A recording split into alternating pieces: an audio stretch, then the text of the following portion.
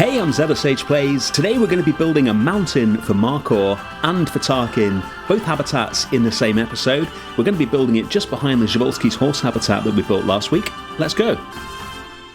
Today's habitats are going to form a backdrop to the GEFORCE horse build. So what we're going to do is place down a wall piece here, and then we're going to take ourselves all the way over to the other side of this area and get ourselves into Explore Cam so we can get down to guest height and see what the guests will see as they stand in front of the habitat here.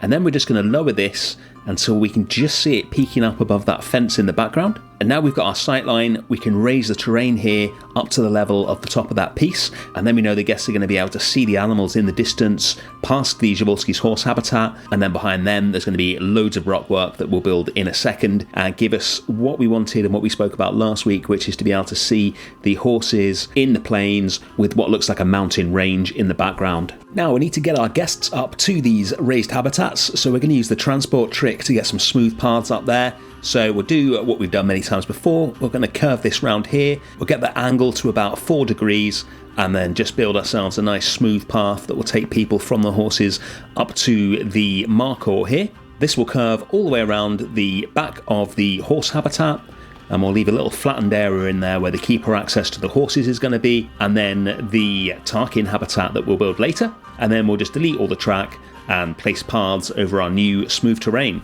Now it's not quite smooth enough at this point, so we'll just use the flatten to surface tool to get that completely smooth, and then we can draw the paths in going right the way around this area and leaving that little gap that I mentioned so the keepers can get down the hill and into the GEFORCE horse habitat. We'll just temporarily put some staff paths in there for the moment.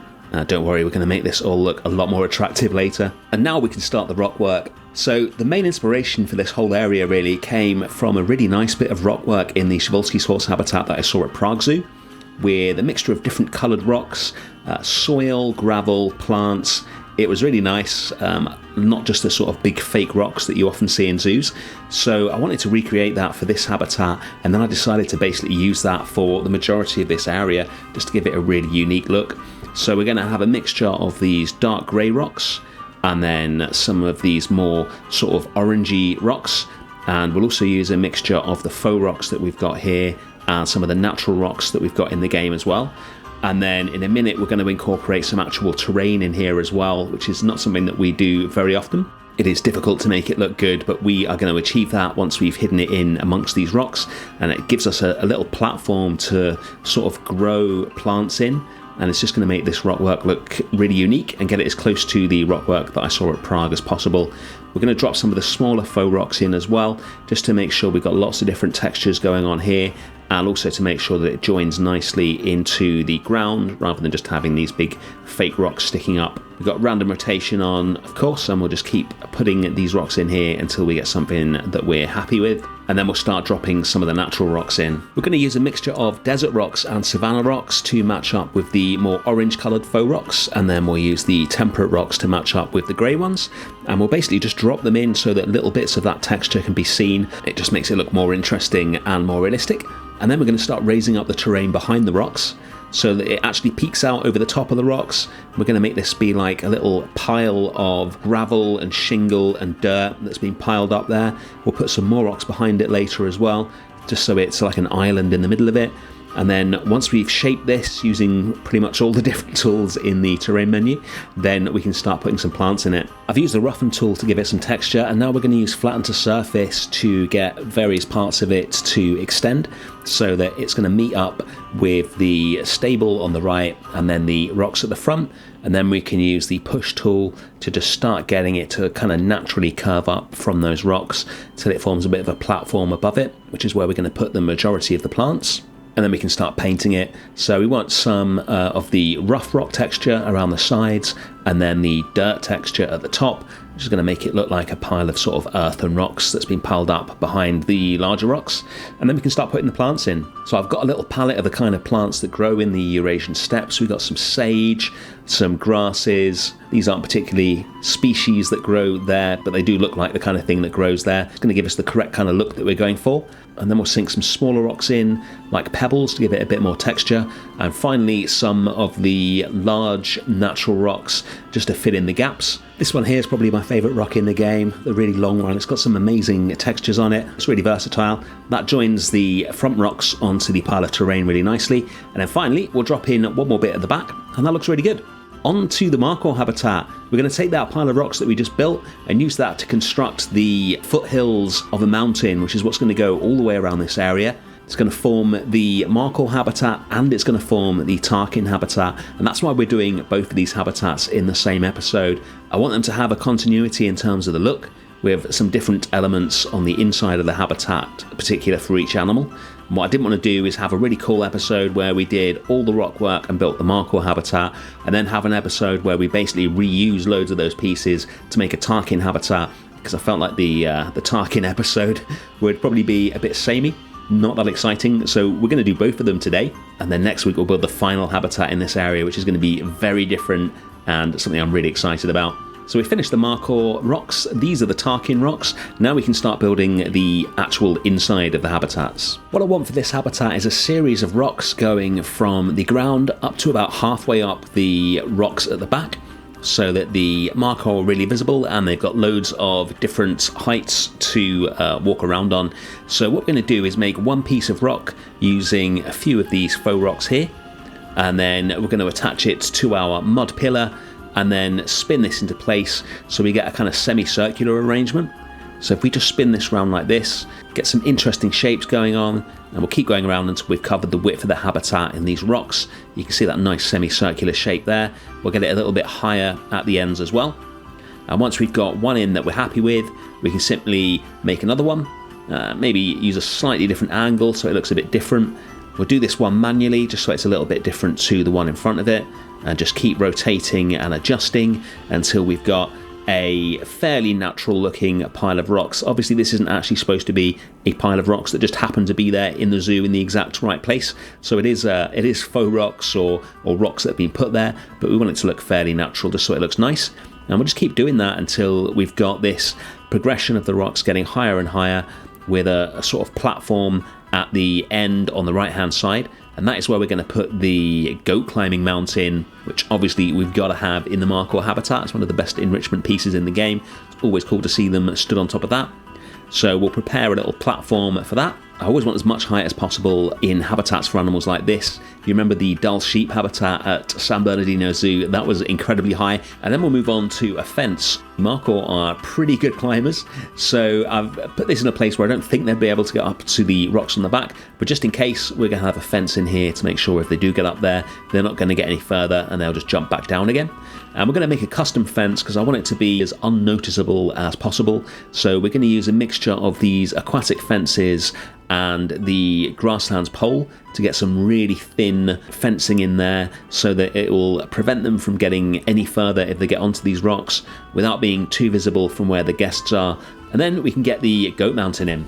This mountain is pretty huge, so we're going to put it at the back and then just keep playing around with the position until it looks vaguely natural in that pile of rocks there, and then we can start playing with the rocks that we placed to lead them up to the goat mountain. This is probably about half an hour compressed down to about 15 seconds, because getting it to look natural whilst also making it so it was actually accessible to the Markhor was not easy, but we got there in the end. And now we're just going to put one of our mesh and wood fences in front of the habitat to keep the Markhor in and the guests out. Now you can see it's not that high, and I don't want it to be, so we need to do something else to make sure the Markhor aren't going to get out as well, which is lower the terrain at the front of the habitat and then slope it up to the back. So to help us do that, we're going to put these concrete blocks in. This is what the fence is going to sit on, and this also gives us a flat surface on the animal side of the habitat, which is going to make digging down the terrain and making it look good a lot easier. So we'll run these all the way along the fence till we get to the end, and then we'll probably copy it so we've got a bit more to work with, and then we can use the terrain stamp to start digging down on this side of the habitat. Once we've got it low enough where I feel like the Markhor aren't going to be able to jump out, we'll flatten all the terrain to that level. Don't worry about some of the janky bits at the side, just need to remove the path so we can fix that. And then we're going to use the slope tool to get a nice gradual slope from the guest side of the habitat, where it's as low as possible, up to these rocks here. And once we've got a slope that looks good, then we can just move this along and start replicating that slope with a slightly different angle to get it all the way around the habitat like this. We rarely use the slope tool. I find it quite difficult to use, to be honest. It's kind of hard to see what it's going to do, but we've got a nice big area here, and we definitely just want a simple slope from the lowest part to the top part, so it works quite well here. What it does leave us with, though, is a huge chunk of terrain. I don't want to fill it with grass because we got herbivores here, and it's not that big a habitat, so they're just going to eat it all. So we're going to keep it as dirt and then make it look more interesting by sinking these Oceanian blocks in, so we can just get the tops of them poking out, and these will form like little bits of slate and rocks and stone and pebbles that are just going to make it look a lot more interesting. Such a good piece, this. We've got one little section there that I'm happy with, so now we're just going to span this over the entire habitat and do the same thing again. And then to make it even more interesting, we'll just randomly put some of the smallest faux rocks in as well, similar to what we did with the stupa last week. And then we can just sink these in as well in various different positions, just spin them round, plop them down wherever it's going to look good. And we'll end up with something that looks a lot more interesting than just having the dirt texture all across the floor. There we go, we'll fill in those bits that looked a bit janky before and put the paths back. And then we need to make sure that the keepers can get up to these rocks, because the Markhor can jump, but the keepers in this game can't. So we'll just put one more rock sloped up there to make sure that the keepers can easily get up onto those rocks. We'll drop in one of our herbivore feeders and customize that so it looks less African, and that is the Markhor Habitat done. Let's move on to the Takin. Now, we don't want this to be identical to the Markhor Habitat, so what we're going to do is take that pile of rocks that we created, move that over to the Takin Habitat, and we're going to place it in a different position. So we're going to sink it down more so it's smaller, and there's a different way for the Takin and the keepers to get up there, and then we'll recolor it so we've got some different rocks. And straight away we've got something that matches up quite nicely with the Markhor without being exactly the same. Now, we're not going to dig down the terrain here. What we're going to do instead is have a standoff barrier in front of the fences to stop the guests from poking their fingers through it. And then we're going to build a shelter. This is based on the Takin shelter that I saw at Prague Zoo. It's really simple, just a roof and a few logs, but I want to make sure that it fits exactly into this habitat and it's actually usable by the Takin so that we get them sleeping in here. And that's going to take a bit of doing, so we'll do the easy stuff first of all. So we've got that roof in, that's just one of the standard slate roofs, and we'll get these slanted logs in to support it, and then we'll move it into the position that we want it to be in. I'm going to add more roof in on the back so it sort of slopes away down behind the rocks, and then we're going to put a line of gutters along the front as well, which is just something that I saw on the real shelter, which I thought was a nice little detail. I'll never understand why we have a realistically sized but square set of gutters and then a realistically rounded but huge set of gutters in the game, but we'll make do with what we've got here. And then we're going to use some of the African painted wood to create the back of the shelter, just so we're not seeing that rot work at the back. Look a lot more realistic if we can get a line of these down here. We'll make them darker as well, so they just look more like they're in the shadow of the shelter than they do in the light colour that we've got here. There we go. Spin that into the right direction, then we can just clone that along the back. Start tying this together. And while we finish that off, I don't know if you saw on the community wall a couple of days ago, but something pretty major happened. Our channel hit 10 million views, which is absolutely insane. And it's quite a milestone for our little channel, so thank you so much as always for watching these videos. We've just got one more thing to do now, which is to get some of the habitat bedding in here. We're going to sink this down so it fits really nicely into all the little nooks and crannies in that rock, so that we can encourage the Takin to sleep here. And that is both of today's habitats done. Let's check them out. Here's our male Markhor with those spiral horns and giant beard. He's really distinctive. And our Takins, they are such bizarre looking animals, but I really like them. Let's take a look at the whole habitats. I added some more ruined stupas on the outside of these habitats, and you can see the little shelters for the Markhor there as well. And then the larger shelter for the Takin here. Let's check out the male Markhor climbing the goat mountain. He looks even more impressive than the dull sheep do when he climbs up here. It's so cool. I love this shot with the male in the background and the females in the foreground. He looks really majestic. There's such a cool animation on here, the way they climb there and jump off it as well. And this is what it looks like behind the Przewalski's horse habitat. Really fills out the background nicely. This is where we started today, and you can see in the top there, this is where we are now. We've just got that gap in the middle, which we are about to fill.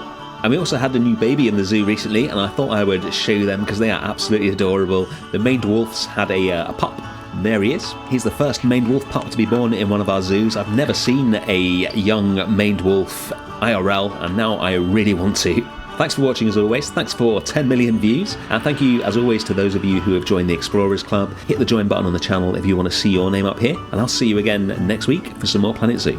Bye.